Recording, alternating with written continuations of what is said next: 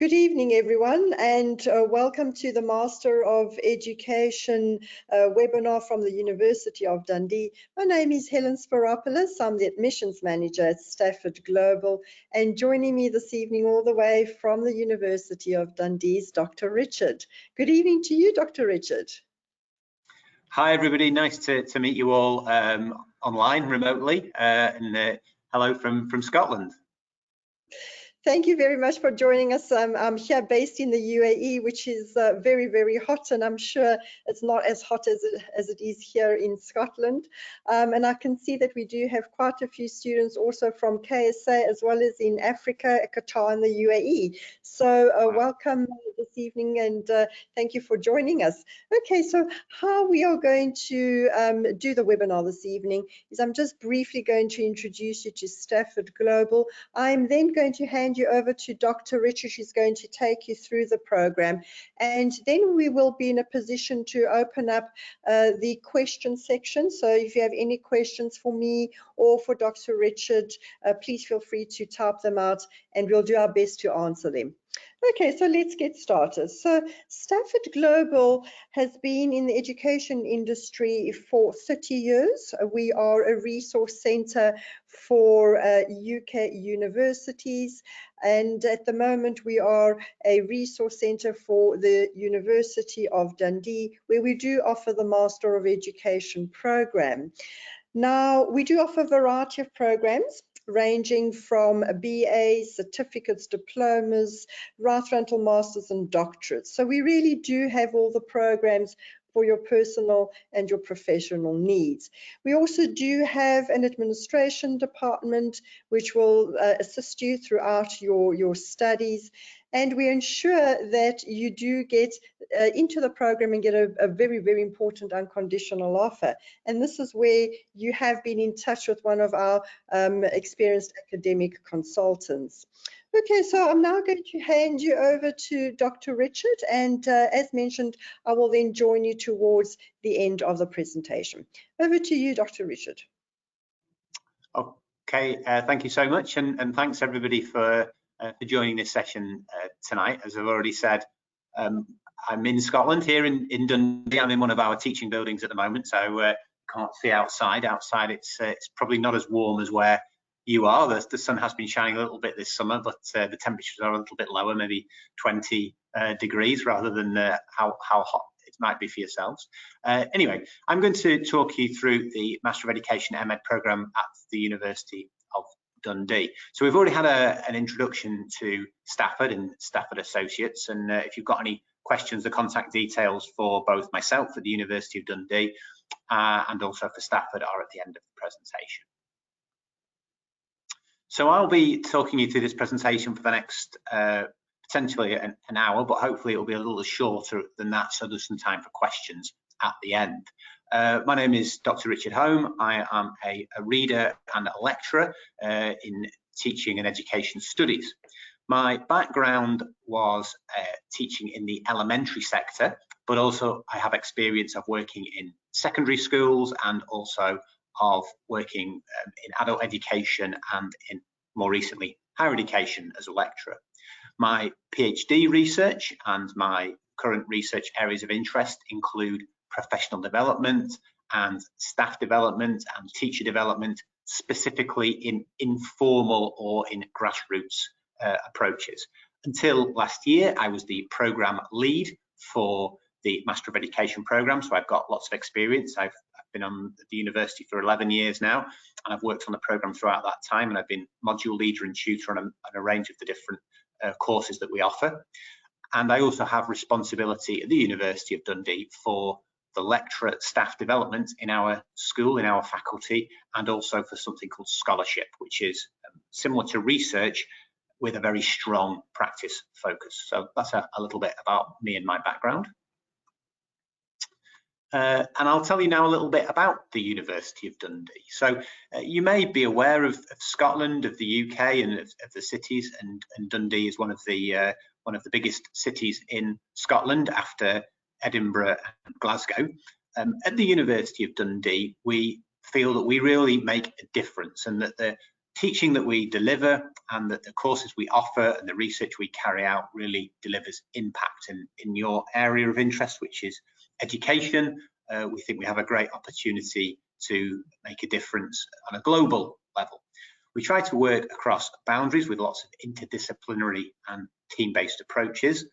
And the department that we are based in, that the Master of Education course is based within, includes similar disciplines including social work, community education, education psychology, psychology, humanities, and even law. So we have an opportunity to work with other professionals and other students in these different areas.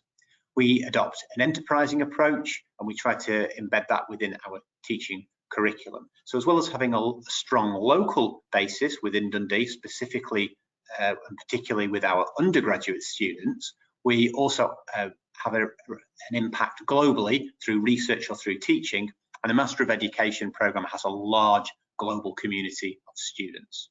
We're a modern, forward-looking university, and a lot of our departments and our subject specialisms focus on solutions for 21st century problems.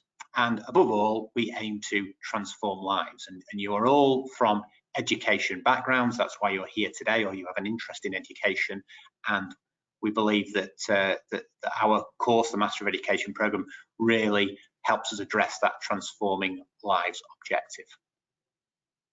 We perform very well in the national and international rankings. So some of you may have already investigated these, and you can go to the various websites for these organisations, such as the Guardian newspaper or the Times Higher Education newspaper website, or the World University rankings, or the Times Higher Education impact rankings.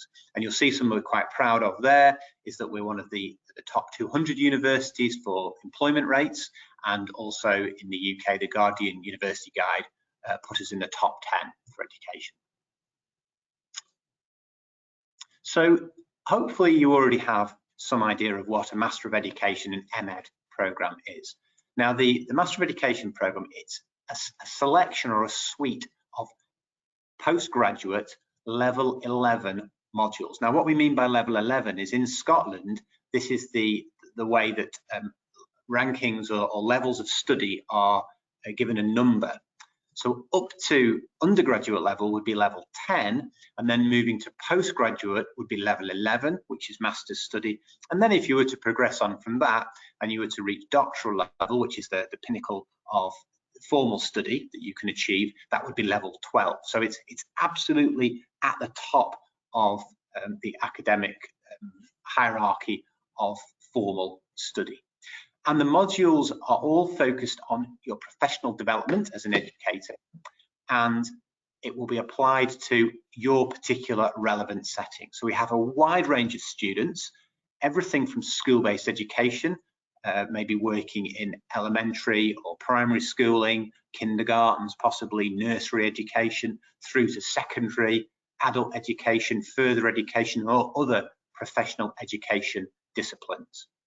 We use reflective practice, and there is a particular core module that is one that I lead for the full-time students, which is reflecting upon practice.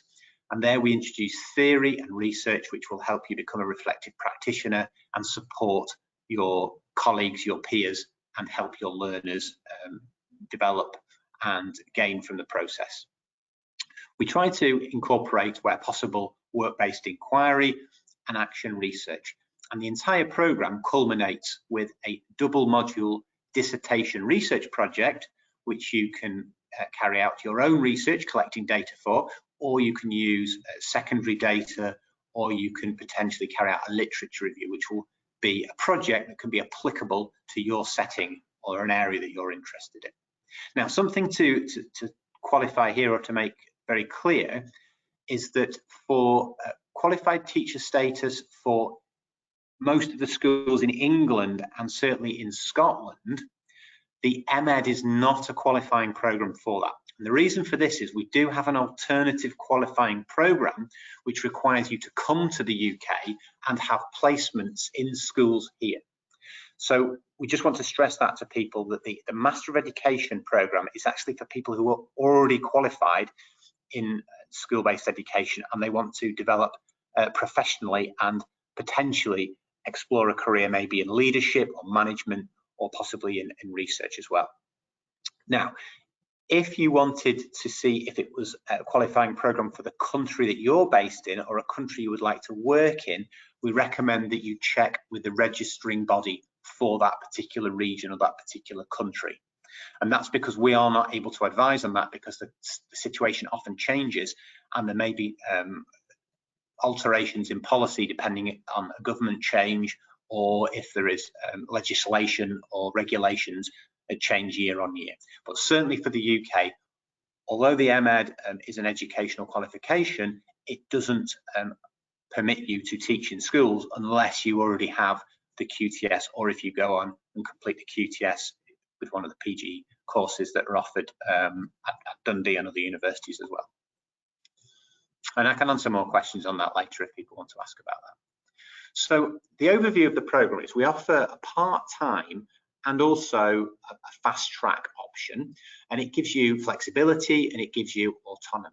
Now, I'm going to talk through in subsequent slides the modules and the process that you would be undertaking your studies with. However, this fast-track option, if you are keen to finish within 2 years rather than the normal 3 years for the 180 credits, then this is something we can explore with you. We use a blended learning approach. So what we mean by this is you have access to the virtual learning environment, and this gives you access to the assessment materials, asynchronous teaching materials. It gives you access to the live webinars. So you'll be having a combination of support from the module leader, who will do the teaching with you online, all sessions being recorded.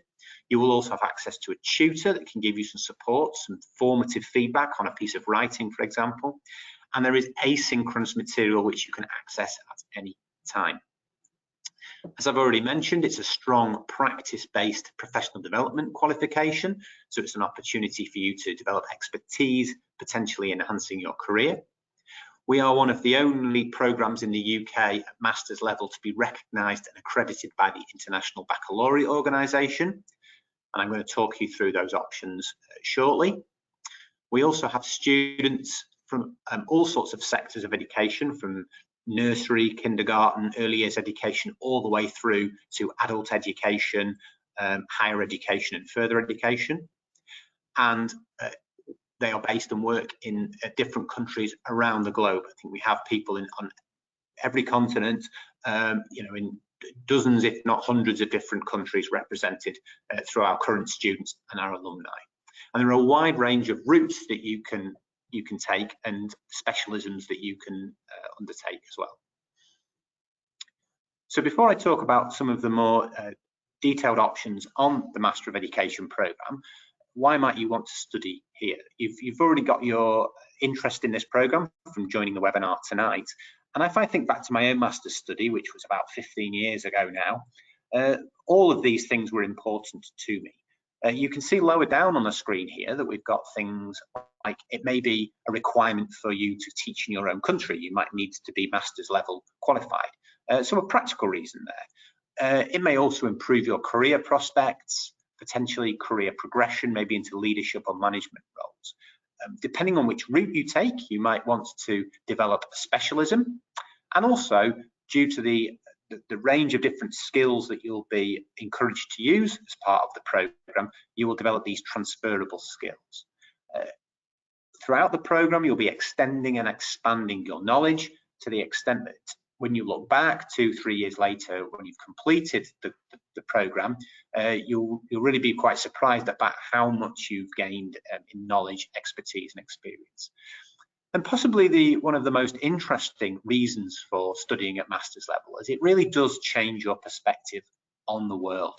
One of the things that you'll be learning about during the programme is ontology and epistemology. And these might be new concepts to you, new ideas that you've not heard of before, but these are ways in which you consider your own position as an educator, your own views as an educator, And by introducing you to research, by introducing you to different educational theories, then you will have an opportunity to revisit and to adjust and to develop your worldview.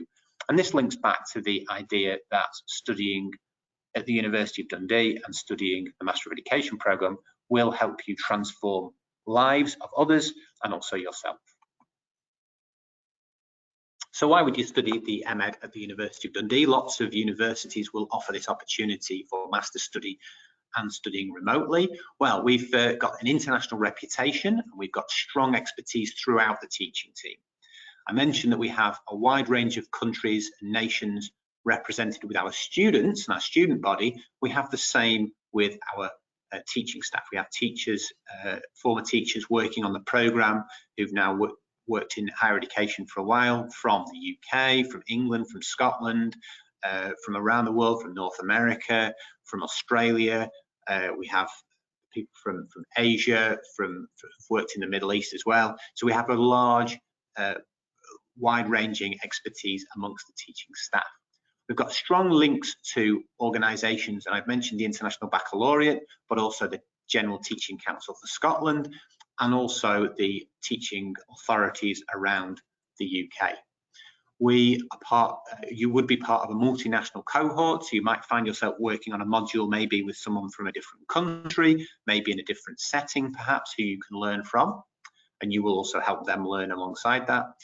And we try to make sure that all of our teaching is focused on your practice, so developing practical approaches to be applied in the classroom. And this will help you develop as a professional. And ultimately, for a lot of people, it helps you develop leadership and research skills, which might let you advance your career. We've got lots of examples of people who've been successful in that way, and alumni and former students often get in touch with us to tell us what they're doing, the jobs that they've started undertaking, the way that their career has developed since completing the MEd. So we have a number of named awards available to you, and all of these are under the heading Master of Education or MEd. So by completing the course, the 180 credits, the 3-year studies, you will get a Master of Education, and that's what your certificate will say. But depending on which modules you choose, you can have a different named award. And this is important for people who may be trying to develop a specialism. So the generic named award that most people have, and when I completed my Masters, this is what I did, would be in Leading, Learning and Teaching. However, depending on which modules you chose, you could end up with a Master of Education specialising in educational leadership, international education, inclusive education, or nursery and early education. Now, at the moment, they're the only named awards we have, but as the course develops and we review it on an annual and a regular basis, we sometimes add additional options into that. So it's worth staying in touch with Stafford or looking at our website to see if any new routes have been added. Now, the way in which you achieve this different named award will be dependent on the modules that you select. So at the moment, we have the following suite of optional modules. Now, in addition to this, there are core modules, which is either, depending on whether you take the International Baccalaureate route or not, would be reflecting upon practice or reflecting upon leadership in the IB. There is a research methods module, which all students must undertake, and you will finish the entire MEd with a double module dissertation project. But in between those 4 core modules, you will be choosing 2 of these. So we have optional modules including international education, the inclusive educator, well-being of children and young people, innovation in education, and leadership and organisational development. And all of these are led by highly experienced, engaging research and teaching professionals. So, for example, if you were undertaking the named award in Leading, Learning and Teaching, you would have the 4 core modules, which would include the double module dissertation, and then you would pick 2 modules from that suite on the previous slide. If you wanted the named award in educational leadership, then you would have to make sure that you did the leadership and organisational development module, and your dissertation would need to focus on a topic such as educational leadership. Similarly, for international education, you would take that particular optional module and you would focus on this for your dissertation. For inclusive education, you can either choose the inclusive educator module or the wellbeing module, or you could do both of those and again focus in on the topic for your dissertation. And then if you wanted to achieve the named award in early or nursery education, then you would complete the wellbeing of children and young people module, and then you'd pick another optional module and you'd focus on that for your dissertation. So the choice of modules that you select as you go along dictates that final named award that you have on your certificate. Now, we mentioned the International Baccalaureate earlier, and those of you who might not be familiar with the International Baccalaureate, they're a very well-established international schooling organisation, and they lead and accredit and are responsible for all the international baccalaureate schools in the world, of which there are thousands and thousands. And we have accreditation from them to deliver master's level learning. And we have 3 certificates that you can achieve alongside, in addition to your Master of Education qualification. Now, you'll see here from the slide on the screen that of these, one of them does require experience in an IB school setting. So if you already work in an IB school and you have 3 years experience, you can exit with a full MEd if you take the route that accredits you for an advanced certificate in leading learning and teaching research. If you don't have any IB experience, there are 2 exit points, either a PG Cert, which is 2 modules, or the full MEd, where you can get a certificate in leadership practice or an advanced certificate in leadership research. And both of those have a specific IB module which you will complete alongside the other modules. And the process of applying for your International Baccalaureate certificate is that you would complete the MEd, you would complete the relevant modules, you would focus for the advanced certificates in your dissertation on an IB related topic. You would then apply for your certificate to the IB, who would then confirm with us that you had completed the relevant modules and you had achieved what you were claiming you achieved. And then you'd be awarded your IB certificate alongside your Master of Education certificate. So this is a really good option, and we don't charge anything extra for this. It's the same as you would for all the other modules. So for anybody who's looking to work in IB schools or currently works in an IB school, this might be something that you would like to you'd like to consider.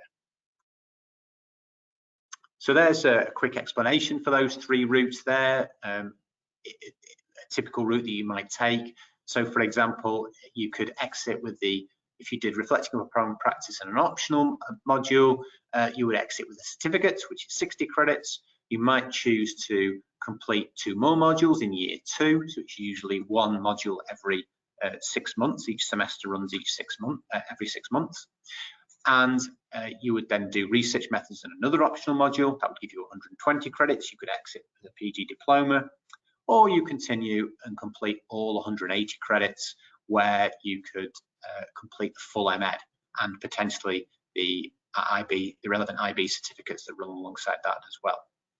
All of these exit points you could choose to return to study later. So for example, if you completed the PG certificate and you exited with that, a year or 2 years later or 3 years later, you may choose to come back and we would give you recognition of prior learning for these modules, and you could join in again at this stage. Now, we don't encourage that. We would rather people work their way through all 3 for the continuation of the studies. But if you chose to do that, that is something you could consider. And on the MEd programme, we give every student an advisor of studies.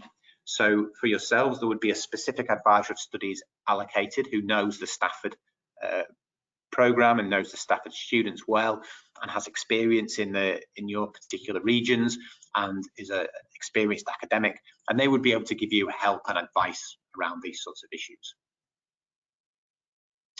So the IB route as well, a typical part-time route that would be completed over 3 years. You've got the option here, as I mentioned, with the Reflecting Upon Leadership module that runs alongside leadership and organisational development.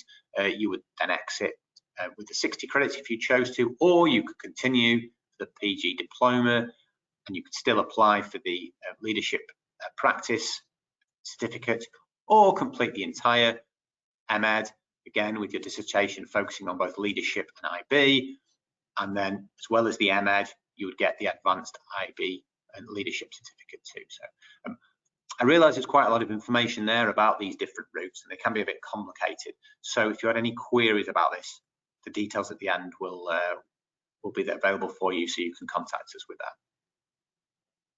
So I've mentioned already about the duration of studies, and that we have 2 semesters in an academic year. So normally the part-time route would be a 30 credit module would last around 17 weeks. A 60 credit module, the only one of those is the dissertation, takes about 46 weeks.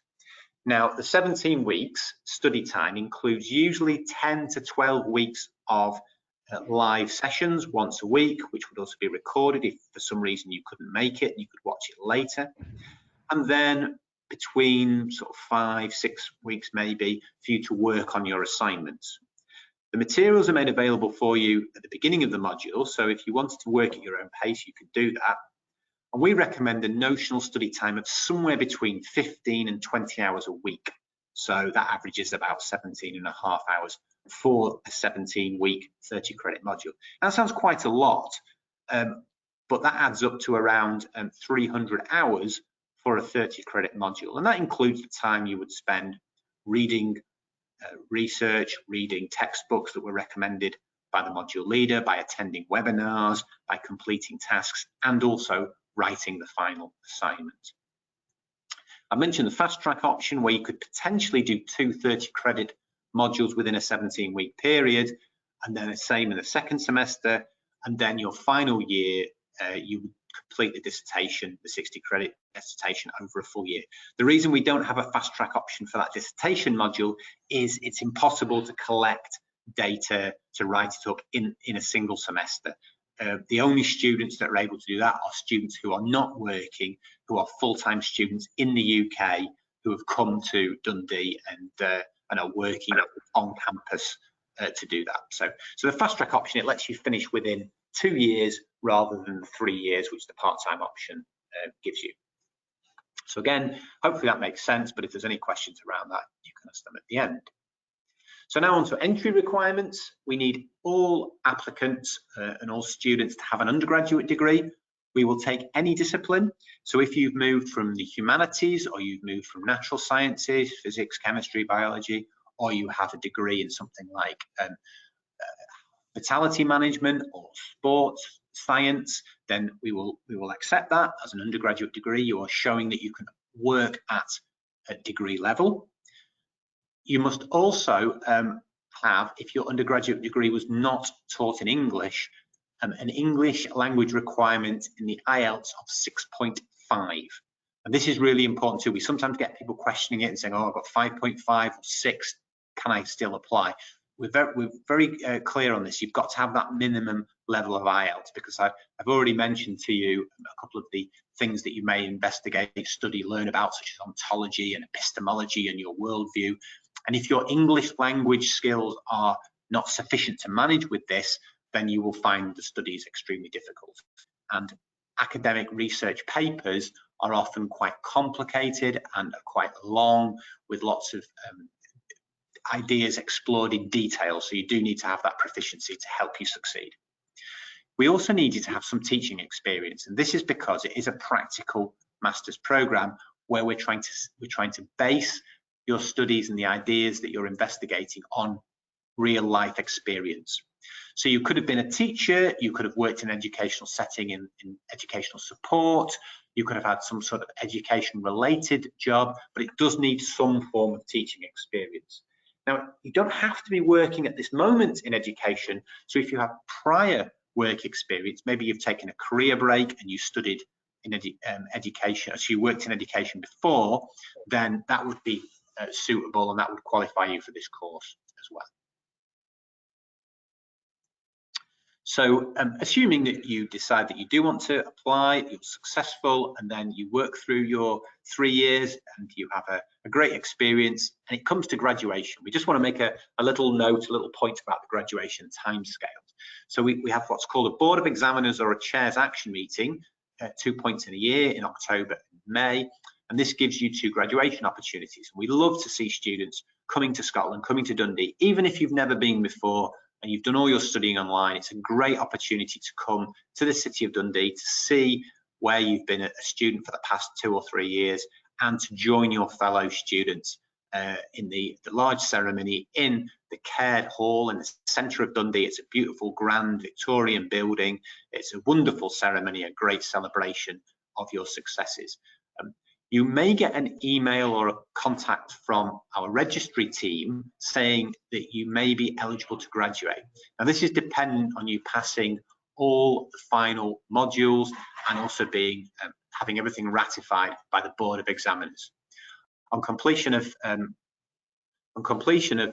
you'll get a letter of attainment, and these can be requested from the graduation office. So if you haven't gone through graduation, then what you'll be able to do is you'll be able to get something to confirm that you have completed the course if you need that for your job, for example.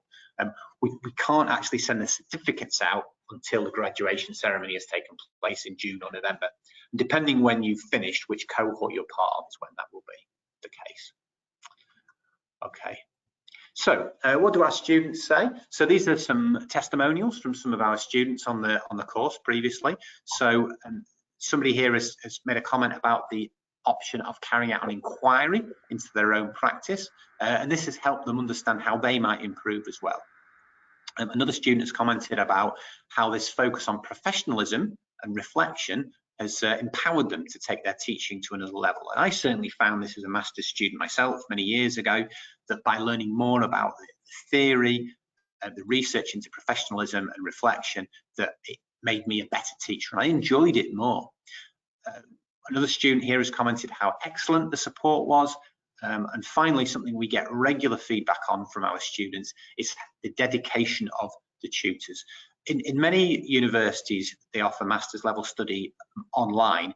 And if you're looking at a few different courses, it's worth trying to find out how maybe big that is, what sort of size the study groups will be. Well, we offer dedicated tutor support to every student.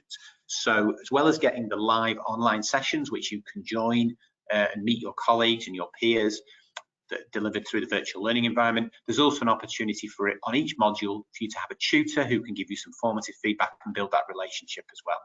And students often comment on how efficient they are and how friendly and welcoming they are. Dundee itself is a really welcoming and friendly city, and the staff that we have, the tutors, they all try to do the same as well.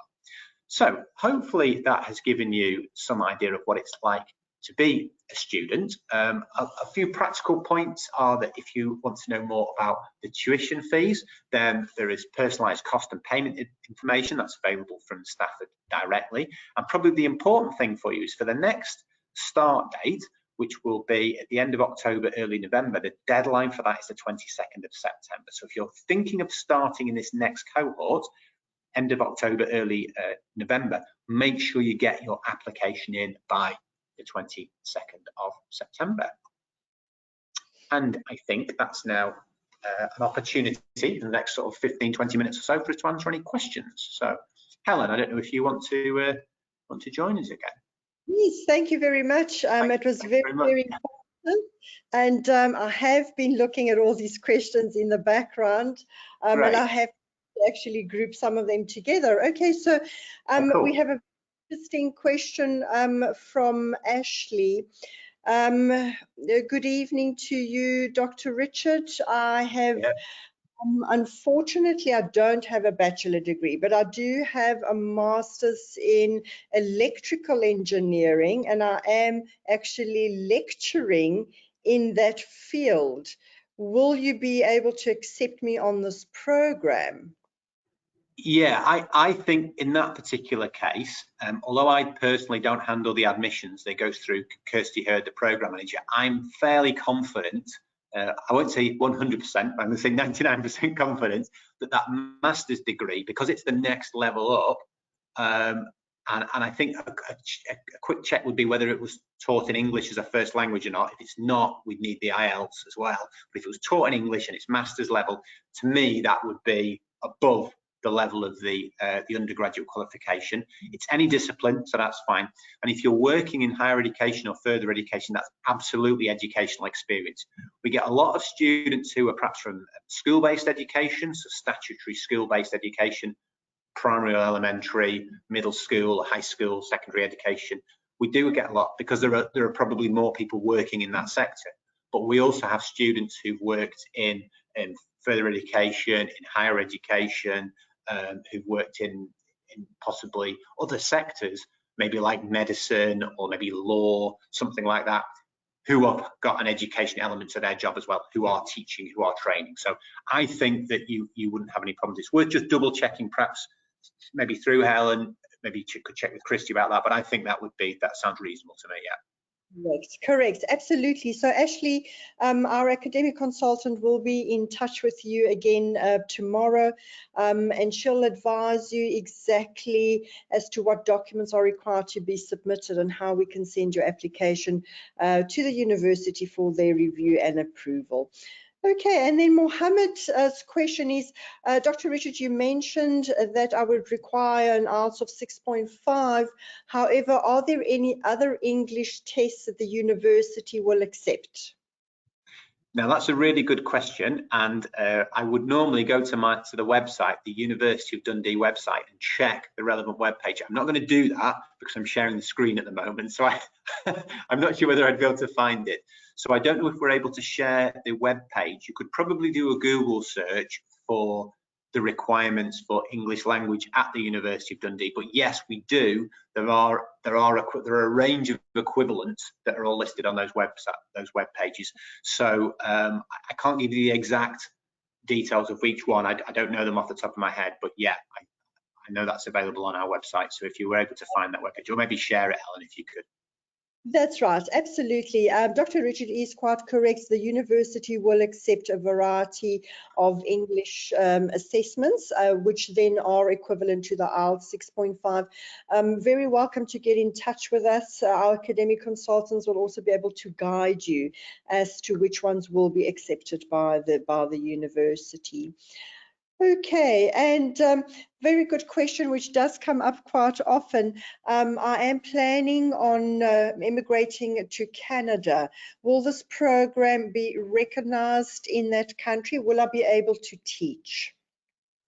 Okay, so I think, as I mentioned, we can tell you that for Scotland and for England, and for most schools in England, it's not recognised as a qualifying program. And this is because the majority of our students already have their teaching qualification and they're using it for professional development to move it to the next year. And it doesn't involve practical placements or assessment of your teaching. It's more about your knowledge and your depth of understanding, and then ultimately carrying out some research or a professional investigation. For Canada, my suggestion is you get in touch with the national level to find out more about what they would want to do that. Now, I know a little bit about Canada. One of our colleagues who worked at the university has recently moved over there to work over there. And I think they were qualified through the Scottish system, which is a well-recognised internationally qualification for teaching, and they had their master's qualification. But I still think they were required to do some additional probation period or an additional qualification for Canada. And I think in Canada, there's provisional differences, province differences, depending regionally where you are. So my advice would be to check with the immigration authorities for Canada, and there'll be a particular page, I'm sure, that explains if you're a teacher moving, and then double check if you've got an idea about the particular region or province that you were going to go and go what you were thinking you might go to work in or go and live in, and you would be able to confirm that there as well. Certainly if they're asking for, so I know from an immigration viewpoint, places like Canada and Australia, they offer points-based system, and a master's qualification counts for a particular number of points. So although it may not qualify you to teach in that particular area, it will contribute towards your ability to apply for that immigration. So yeah, I would check the national website around immigration, in particular teaching, and there'll be a website for that, and then specifically at provincial level as well.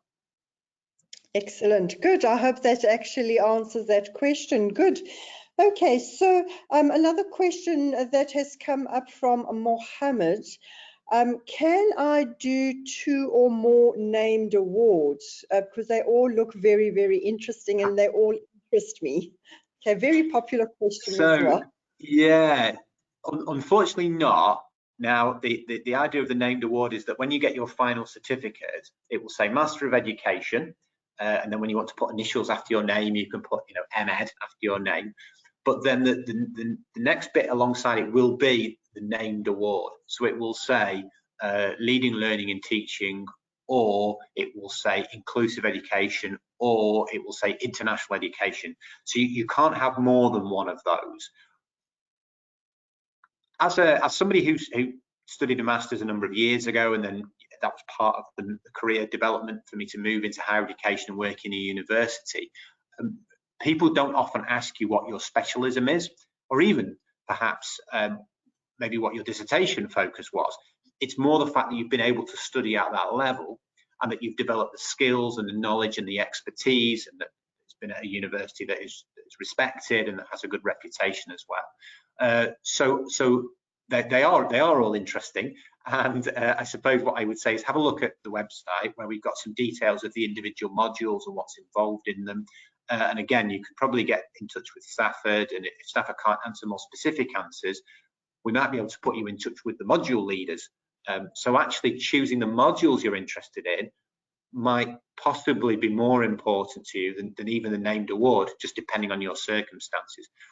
The area where a named award does become quite important is, say you wanted to pursue and in fact that's not on our list, is it, the TESOL route? There is the TESOL route that we offer, and there's also the Leadership and Organisational Development named award. Sometimes people want those because they may be pursuing a career in that particular area. Inclusive education is another one. If you want to become a specialist in inclusive practice or special educational needs or additional support needs, then that might be the one that you would like to have perhaps on your CV, or that you can tell people you studied. But yeah, you can only pick the one, unfortunately, named award. I suppose there's nothing to stop you doing one master's and then coming back and doing another. Or maybe you keep it for your PhD. So when you've finished your master's, you can then go on and maybe complete a professional doctorate or a PhD, perhaps in a different area.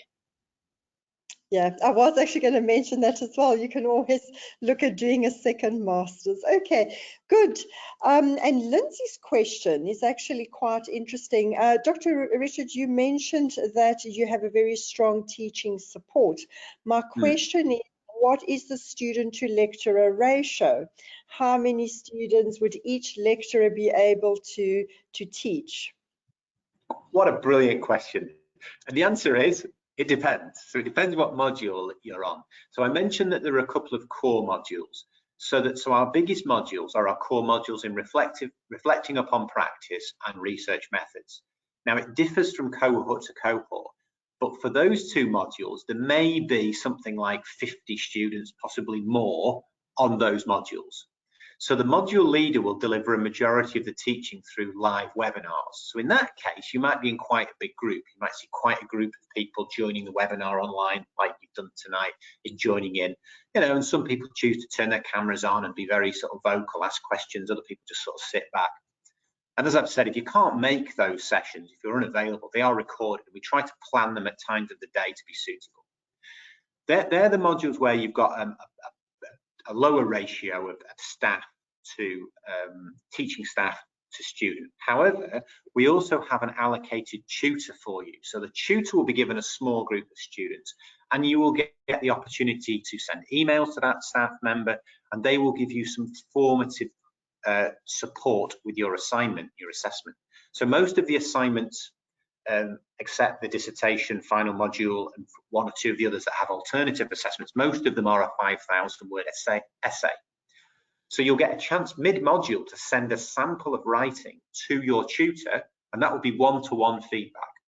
And when students take up that opportunity, they normally do very, very well. They get good support, they get good feedback. All the staff have been teachers themselves. They know what it's like to work with students, with young people, with adult learners. So they're able to apply those principles of learning that you might not get, say, if it was a master's in astrophysics, say, where they really understand this idea of quality formative feedback to give you next steps to help you achieve. If you were on one of the smaller modules, so for example, the inclusive practice module, the wellbeing module, it depends on how many other students in that cohort. So if you're imagining 50 in a cohort, they're then splitting into different optional modules. So there might be somebody on your first module that you maybe see later on, another student that you don't see, you miss a module and you see them again on another. So there may be as few as 10 students on one of the modules. And the way that we're able to operate these fairly small ratio of module leader and staff to students is because of this flexibility, because it's a single program. So across the program, we have a large number of students, but we offer these individual modules to give you that chance to be flexible and to pick something else. When you get to the dissertation, as well as having the module leader, which is Dr. Marie Beresford-Day, who's very experienced, has done a lot of work with students and in particular Stafford over the years. Marie will be the module leader, she'll deliver the teaching, but she will also have a team of supervisors. So I may be a supervisor and I will be matched to a student based on their project, based on their interests, and you'll get a considerable amount of dedicated support time from that supervisor as well. So we do try to have a high ratio of staff to students. So yeah. Excellent, excellent. I hope that answered that question. Very good, excellent. Yeah. The next question is regarding the fast-track route.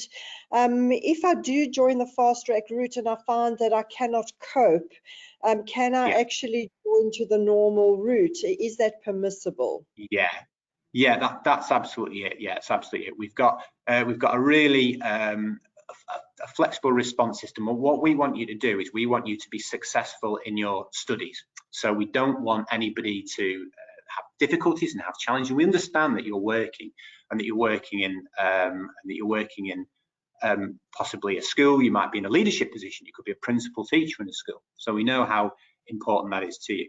So if you've started on the fast track program and you found that the 35 hours is too much, or maybe your circumstances have changed and you've taken on a new role, then what we can do is we can move you off that fast track onto the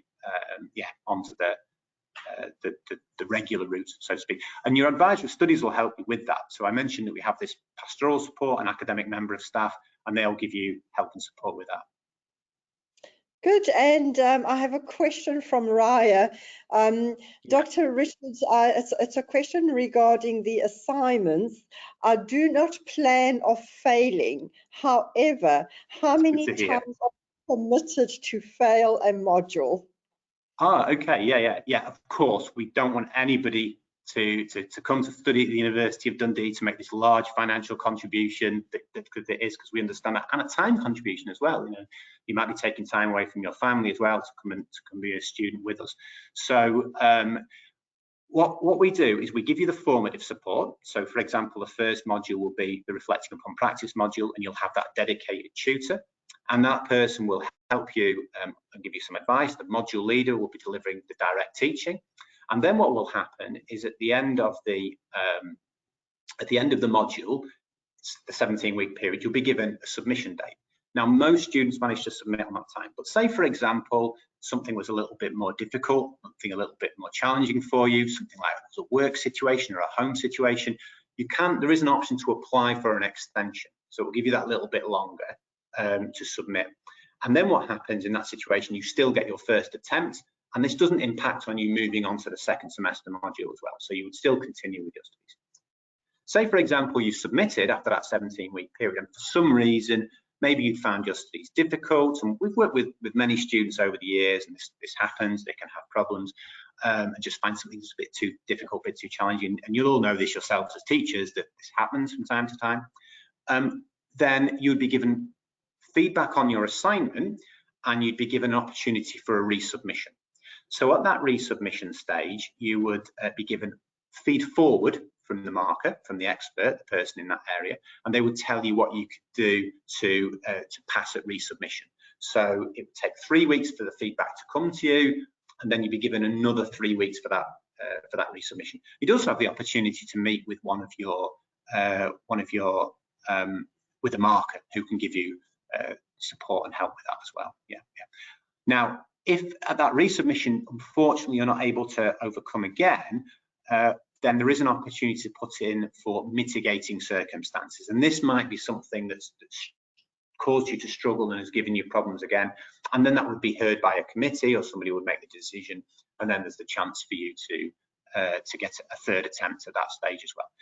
Your advisory studies would be there, and they would give you support and help with that as well. But glad to hear that no one's planning on failing. But we understand that's all part of the learning process as well. And we want people to learn, we want people to succeed, and we want people to gain a good experience from all this.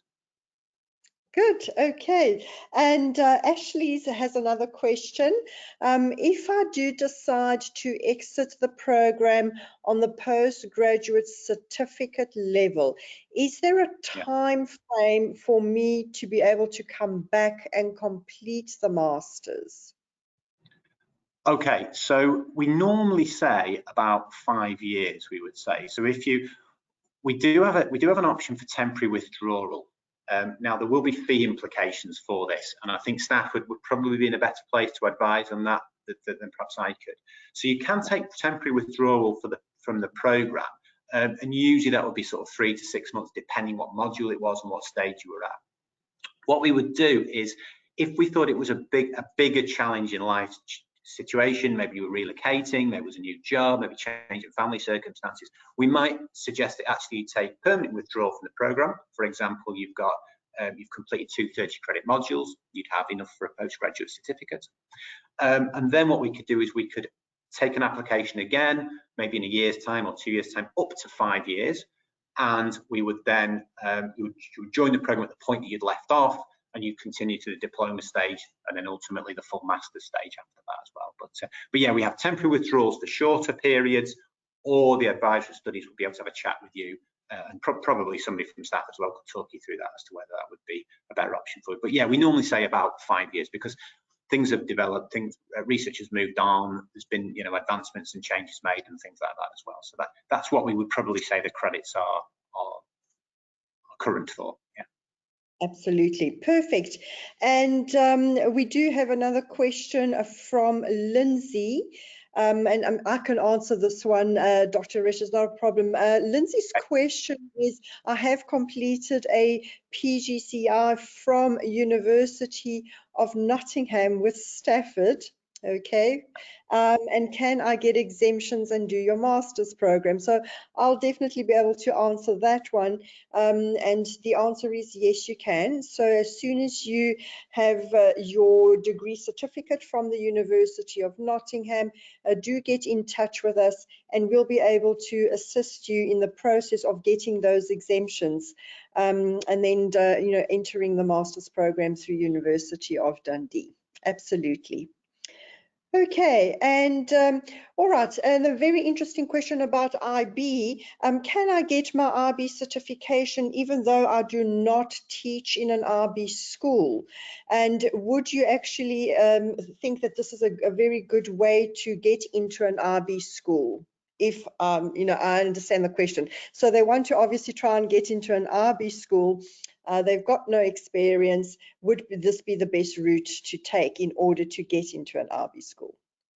Yeah, what a great question that is. So I put on the slide up there, which is that you've got the 3 options there for the different certificates, and you'll notice, I hope you can see those again, that 2 of them say no prerequisite experience, and these particular certificates, one which is the 60 credits you can leave at certificate level, the other is the full MEd, which is 180 credits.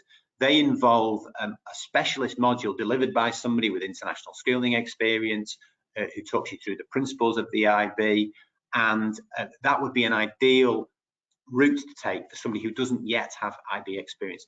Now, IB schools don't necessarily need you to have IB experience. A lot of them really like it, And it's a bit like getting a job in any sort of sector. The more experience you've got, the more preferential it will be for you. And from having talked to people, I myself don't have any first-hand IB experience, but I have visited IB schools, have some experience in the sector and work with lots of students from that background. And what I hear is that they do struggle to recruit people with that strong IB background. So this would be a good way to make that move across. And as I mentioned, we don't charge anything extra for this. Maybe we should, I don't know, but we accredit the entire programme with the International Baccalaureate. We have a very strong relationship with them, and the teaching materials and the specific module reflecting upon leadership in the IB, and also the dissertation, which you would focus a research project on something IB related, would build that knowledge and expertise. So then when you went for a job interview, you could talk about it. You could talk about your master's study. You could talk about having completed the certificate in leadership practice or the advanced certificate, and the principles of IB schooling, the history of IB schooling. You could look at some of the pedagogical techniques that are approached, some of the research that underpins the IB philosophy as well. And I think in that situation, to an application stage or even at an interview stage, that would come through that you've got that experience, even though, and that knowledge, you haven't worked in an IB school at that point. Good, okay. And do get in touch with your academic consultant, so we'll also be able to guide you a bit on which pathway to be able to choose for that. Okay, and we have one final question from Raya. Dr. Richard, I really do hope that you will be one of my tutors, because I am planning on joining the program, and I hope to have you as one of my tutors.